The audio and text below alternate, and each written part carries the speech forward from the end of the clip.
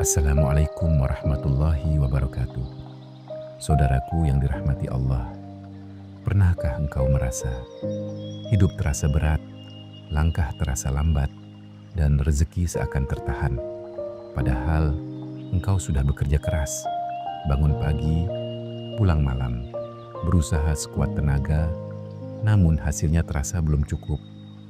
Kadang kita bertanya dalam hati, "Ya Allah, mengapa hidup terasa begitu sulit? Mengapa pintu rezeki terasa sempit? Padahal aku sudah berusaha." Saudaraku, boleh jadi Allah sedang mengingatkan kita bahwa rezeki bukan hanya soal kerja keras, bukan hanya soal kepintaran, bukan hanya soal peluang, tetapi juga soal keberkahan. Dan salah satu pintu terbesar datangnya keberkahan adalah sedekah. Banyak orang takut bersedekah karena merasa hartanya akan berkurang. Banyak yang menunda memberi karena merasa belum cukup. Mereka berkata, "Nanti kalau sudah kaya aku akan bersedekah. Nanti kalau usahaku berhasil aku akan berbagi." Padahal, jika semua menunggu kaya, maka banyak hati yang tak pernah terbantu. Saudaraku, Rasulullah Shallallahu Alaihi Wasallam bersabda bahwa harta tidak akan berkurang karena sedekah. Subhanallah, apa yang menurut kita berkurang, di sisi Allah justru sedang ditumbuhkan. Apa yang menurut kita hilang, di sisi Allah sedang disimpan untuk kembali kepada kita dalam bentuk yang jauh lebih indah. Namun, ada 5 golongan yang jika kita bersedekah kepada mereka dengan ikhlas, insya Allah, Allah akan melipat gandakan rezeki kita. Renungkan baik-baik, siapa tahu selama ini pintu rezeki kita tertahan karena kita lupa kepada mereka. Golongan pertama adalah orang tua kita, ayah dan ibu. Mereka adalah sebab kita hadir di dunia. Dulu, saat kita belum bisa berjalan, mereka menuntun. Saat kita belum bisa makan, mereka menyuapi. Saat kita sakit, mereka begadang. Saat kita menangis, mereka ikut bersedih. Namun, setelah dewasa, seringkali kita lupa. Kita sibuk mengejar dunia, tetapi lupa menoleh pada mereka. Kita mudah mentraktir teman, namun berat memberi kepada orang tua. Padahal, ridha Allah ada pada ridha mereka. Cobalah hari ini, hubungi orang tuamu. Tanyakan kabarnya, kirim sedikit rezekimu, berikan sesuatu yang mereka sukai, tak harus mahal.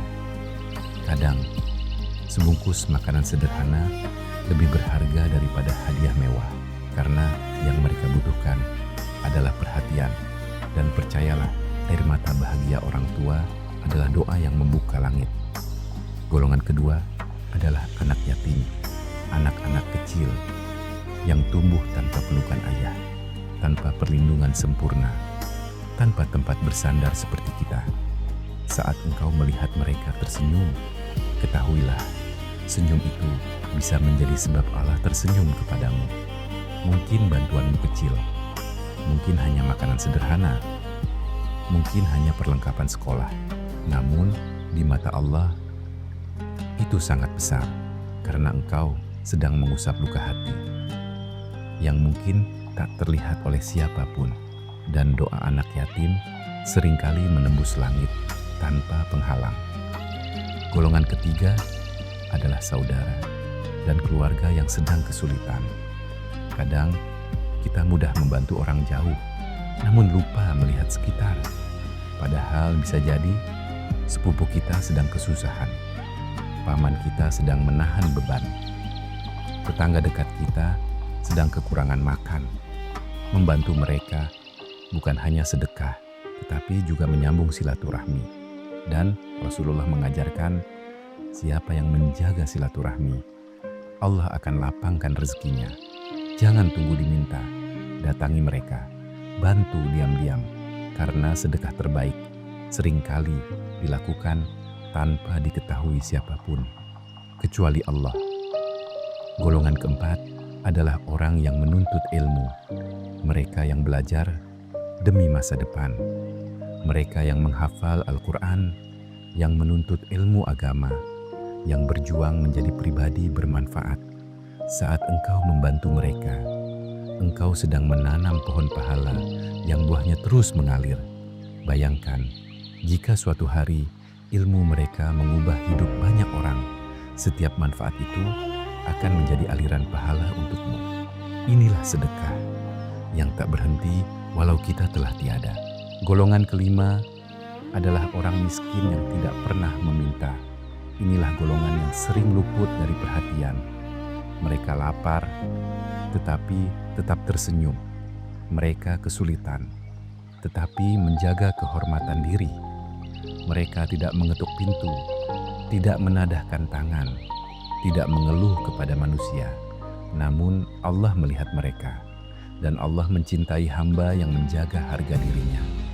Jika engkau menemui mereka, bantulah diam-diam, tanpa mempermalukan, tanpa membuat mereka merasa rendah.